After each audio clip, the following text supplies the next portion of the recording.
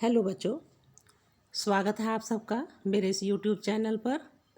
आज हम पढ़ेंगे कक्षा 12 का काव्य खंड का पहला पाठ पवन दूतिका। इसके रचयिता अयोध्या सिंह उपाध्याय हरिओत जी हैं। इनका जन्म सन 1865 ईस्वी में आजमगढ़ जिले के निजामाबाद गांव में हुआ था और इनकी मृत्यु सन 1847 ईस्वी में हुई थी। वो तो बच्चों आप अयोध्या सिंह उपाध्याय हरिओत जी की शैली में जीवन परिचय में यह सब याद कर ही लेंगे। थोड़ा सा मैं ये बताना चाहती हूँ कि उपाध्याय जी ने प्रिय प्रवास नामक एक काव्य कृति लिखी थी और उसी काव्य कृति में से ये पवन दूतिका शीर्षक के अंतर्गत आपके लिए ये पहला पाठ है। अपने प्रिय प्रवास काव्य कृति पर अयोध्या सिंह उपाध्याय हरिओत जी को मंगला प्रसाद पारितोषिक पुरस्कार से सम्मानित किया गया था। बच्चों, पवन दूतिका में अयोध्या सिंह उपाध्याय हरिओत जी ने किशन जी के वियोग में व्यथित राधा जी का, उनकी पीड़ा का बड़ा मार्मिक वर्णन किया है।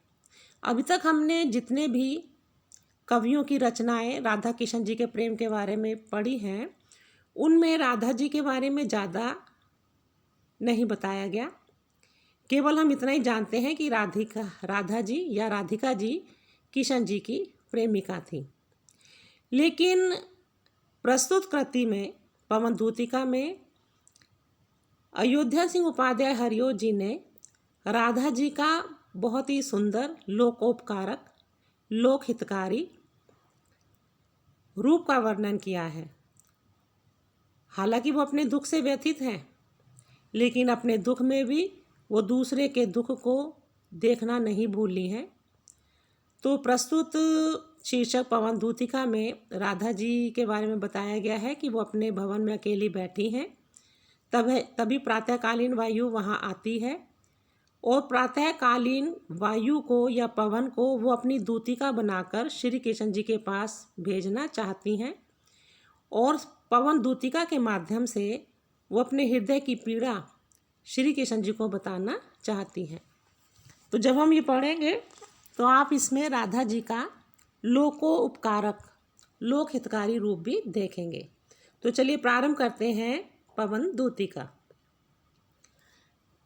बैठी खिन्ना यक दिवस वे गेह में थी अकेली, आके आंसू द्रग युगल में थे धरा को भिगोते, आई धीरे इस सदन में पुष्प सद गंध को ले, प्रातः वाली सुपवन इसी काल वातायनों से। खिन्ना यानी उदास, यक मैंने एक, दिवस मैंने दिन, वे राधा जी, गेह मैंने घर में। तो यक दिवस एक दिन राधा जी अपने घर में बिल्कुल अकेली और खिन्ना उदास बैठी थी। आंखें आंसू द्रग युगल, द्रग मैंने नेत्र, युगल मैंने दोनों, उनके दोनों नेत्रों में आंसू भरे हुए थे और आंखों से आंसू लुढ़क कर नीचे धरा को, जमीन को या धरती को भिगो रहे थे। आई धीरे इस सदन में पुष्प सदगंध को ले, प्रातः वाली सुपवन इसी काल वातायनों से। इसी काल यानी कि उसी समय घर की खिड़कियों से, वातायनों का मतलब होता है खिड़कियां, घर की खिड़कियों से प्रातः काल बहने वाली शुद्ध वायु पुष्पों की सुगंध से सुवासित होकर उस घर में धीरे से आई। अर्थात प्रातः काल का समय था जब राधा जी बैठी हुई थी, तो घर की खिड़कियों से सुबह सुबह बहने वाली सुगंधित वायु ने वहाँ प्रवेश किया।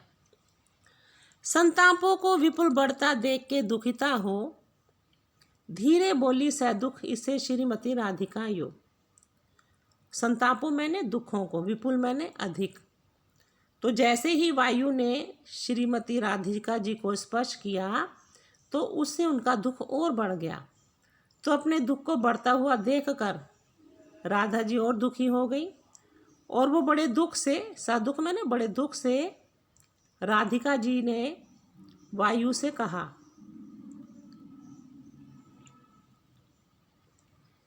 प्यारी प्रातः पवन इतना क्यों मुझे है सताती, क्या तू भी है कलुषित हुई काल की क्रूरता से। राधा जी ने बोला, हे प्यारी प्रातःकाल बहने वाली हवा वायु, तुम मुझे क्यों सता रही हो। क्या तुम्हें भी काल की कठोरता ने दूषित कर दिया है।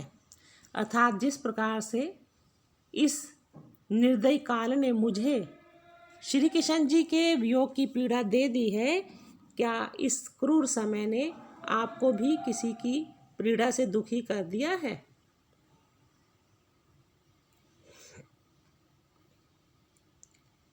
मेरे प्यारे नव जलद से कंज से नेत्र वाले, जाके आए ना मधुवन से ओना भेजा संदेशा। मैं रो रो के प्रिय विरह से मतबावली हो रही हूँ, जाके मेरी सब दुख कथा श्याम को तू सुना दे। आगे राधा जी बोली कि नव जलद, नए बादल के समान सांवले शरीर वाले, और कंज से नेत्र वाले अर्थात कमल के समान सुंदर नेत्रों वाले मेरे प्यारे श्री कृष्ण जी मधुबन जाके आए ना। मधुबन मथुरा में जो गए तो वापस नहीं आए, और ना भेजा संदेशा, और वहाँ जाने के बाद उन्होंने मेरे पास अपना कोई संदेशा भी नहीं भेजा है। और मैं श्री कृष्ण जी के प्रेम में व्याकुल हो के रो रही हूँ, और रो रो के मैं बिल्कुल पागल हुई जा रही हूँ। हे प्यारी पवन, तू जाके मेरी सब दुख कथा श्याम को सुना दे कि हे प्यारी पवन, तू मेरी दूतिका बनकर श्री कृष्ण जी के पास जा और उन्हें मेरी वियोग की पीड़ा से, मेरी दुख की कथा से उन्हें परिचित करा, अर्थात उन्हें जाकर के मेरी दुख की कहानी सुना।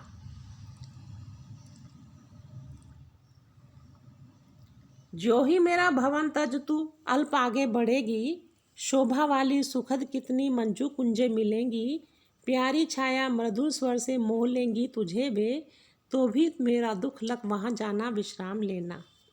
तो हे वायु, जैसे ही मेरा भवन, मेरा घर तज मैंने छोड़कर तुम थोड़ा सा आगे बढ़ोगी, तो तुम्हें बहुत ही सुंदर सुंदर लता कुंजे मिलेंगी, और वो लता कुंजे बहुत ही सुंदर हैं और सुख देने वाली हैं। अर्थात वो घनी लता कुंजे शीतलता देने वाली हैं। प्यारी छाया मृदुल स्वर से मोह लेंगी तुझे वे, उन कुंजों की छाया बड़ी शीतल है, और मृदुल स्वर इसका मतलब है कि उन कुंजों के अंदर पंछी चहचहाते रहते हैं, और उनमें से बड़ा मधुर स्वर आता रहता है। तो अपनी मधुर स्वर से और अपनी शीतल छाया से वो लता कुंजे तुम्हें अपनी ओर आकर्षित कर लेंगी। तो भी मेरा दुख लग वहाँ जाना विश्राम लेना, लेकिन मेरे दुख को ध्यान में रखकर तुम उन लता कुंजों में ठहर के विश्राम मत लेना, अपितु आगे बढ़ जाना। तो बच्चे, इन चारों काव्यांशों में आपने देखा कि राधिका जी ने वायु को अपनी दूतिका बनाया है। तो यहाँ पे मानवीयकरण अलंकार का प्रयोग हुआ है। आगे बढ़ते हैं।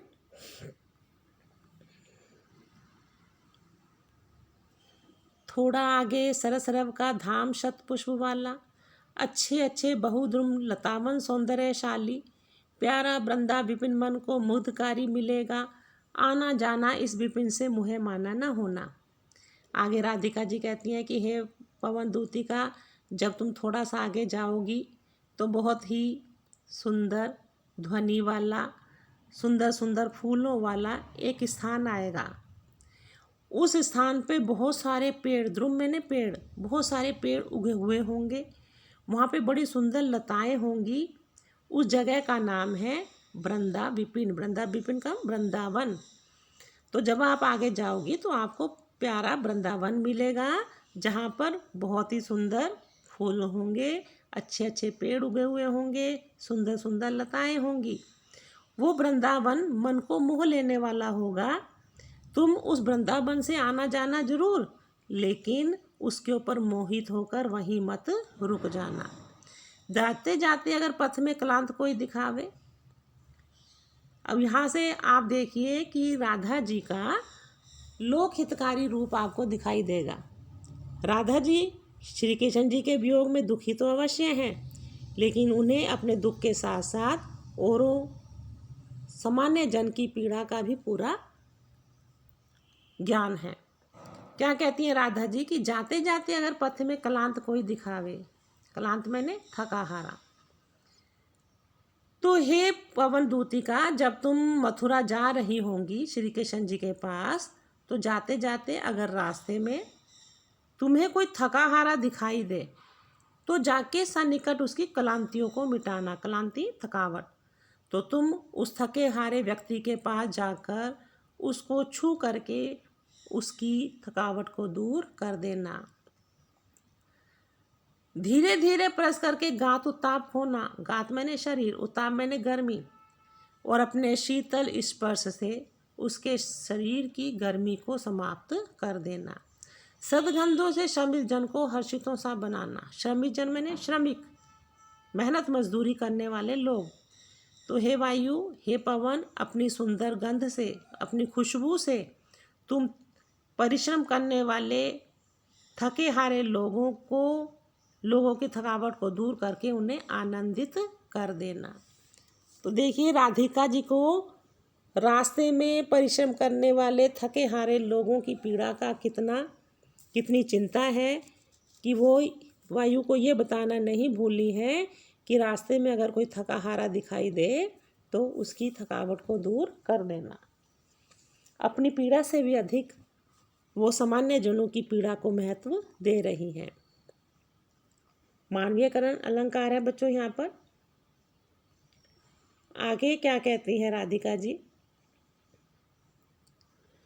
लज्जाशीला पथिक महिला जो कहीं दृष्टि आए, होने देना विकृत वसना तू न सुंदरी को।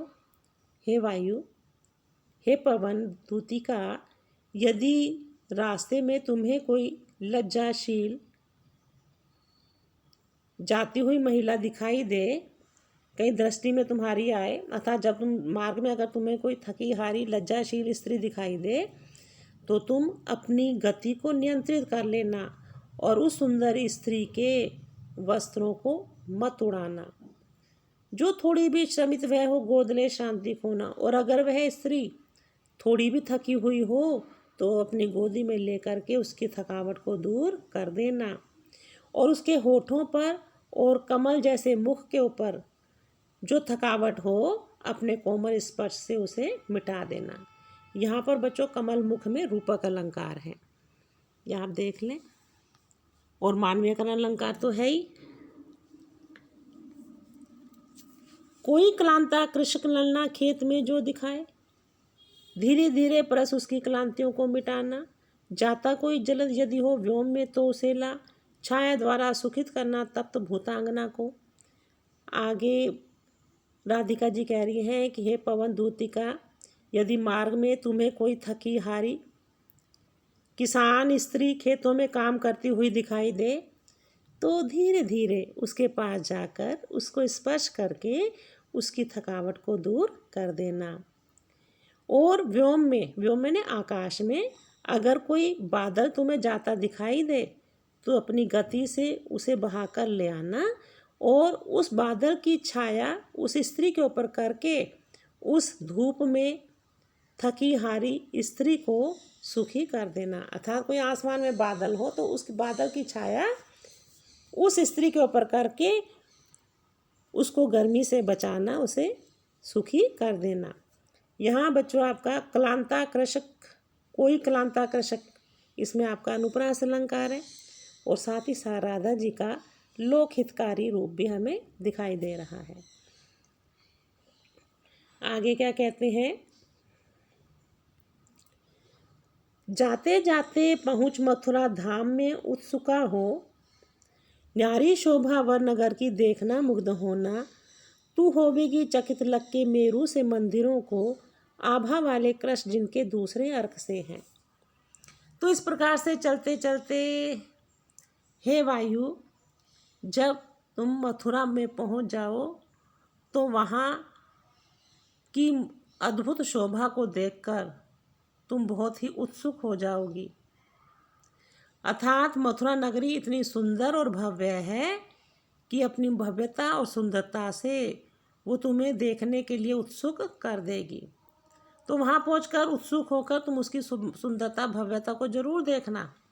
और न्यारी शोभा वर नगर की, वर मैंने सुंदर, और उस सुंदर नगर की अद्भुत शोभा को देखकर तुम उसके ऊपर मुग्ध हो जाओगी। तू होवेगी चकित लख के, चकित मैंने आश्चर्य हैरान, लख मैंने देख कर, मेरु मैंने मेरु पर्वत। हे वायु दूतिका, हे पवन दूती, हे पवन दूतिका, मथुरा में मेरु पर्वत के समान ऊंचे ऊंचे मंदिर हैं। उन मेरु के समान ऊंचे मंदिरों को देखकर तुम आश्चर्यचकित रह जाओगी। उन मंदिरों के कलश बहुत ही सुंदर हैं और वो ऐसे प्रतीत होते हैं मानो जैसे दूसरे सूरज ही हों। यहाँ बच्चों दूसरे अर्क से में यहाँ आपका उपमा अलंकार है, ये आप लिख लेना, उपमा अलंकार। आगे क्या कहते हैं, देखे पूजा समय मथुरा मंदिरों मध्य जाना। तो हे वायु दूतिका, पवन दूतिका, पूजा का समय देखकर तुम मथुरा के मंदिरों के बीच में चले जाना। नाना वाद्यों मधुर स्वर की मुग्धता को बढ़ाना। वहाँ पर नाना वाद्य यंत्र, वहाँ पर अनेक प्रकार के वाद्य यंत्र बज रहे होंगे और अपने स्पर्श से तुम उन वाद्य यंत्रों की मधुरता को और ज़्यादा बढ़ा देना।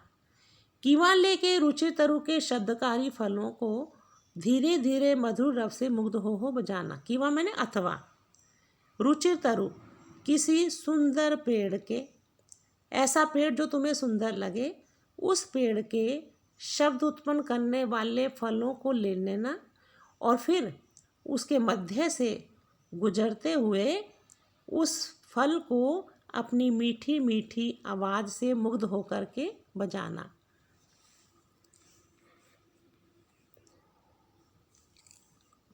यहाँ भी आपका मानवीयकरण अलंकार है बच्चों। आगे देखते हैं।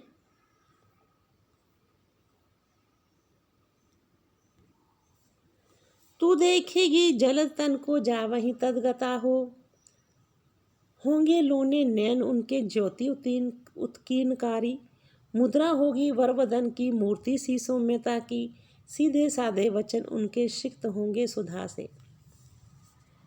मंदिरों में होने के बाद अब जब तुम श्री कृष्ण जी के महल में पहुंचोगी तो वहां जाकर तुम्हें श्री कृष्ण जी के दर्शन होंगे।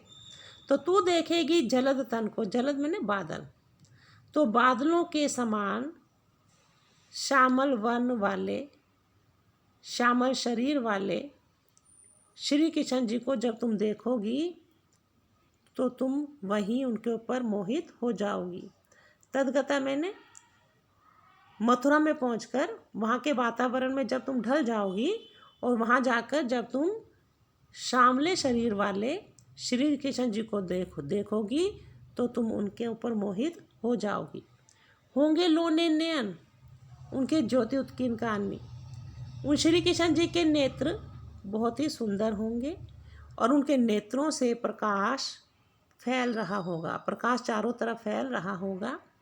मुद्रा होगी वरवदन की, वर मैंने श्रेष्ठ, उनके श्रेष्ठ या सुंदर मुख की मुद्रा मूर्ति के समान सौम्य होगी। अर्थात जो सौम्यता एक मूर्ति में होती है वैसी ही मूर्ति की सी सौम्यता तुम श्री कृष्ण जी के मुखमंडल के ऊपर देखोगी।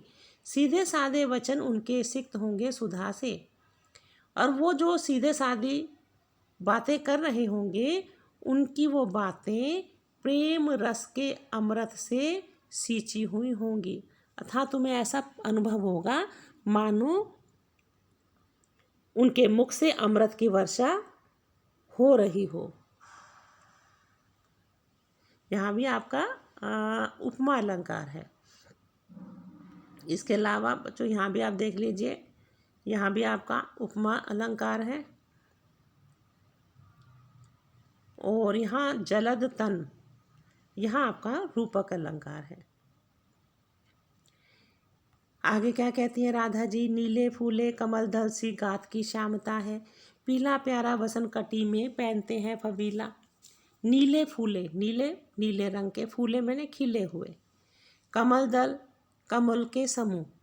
श्याम गात मैंने शरीर।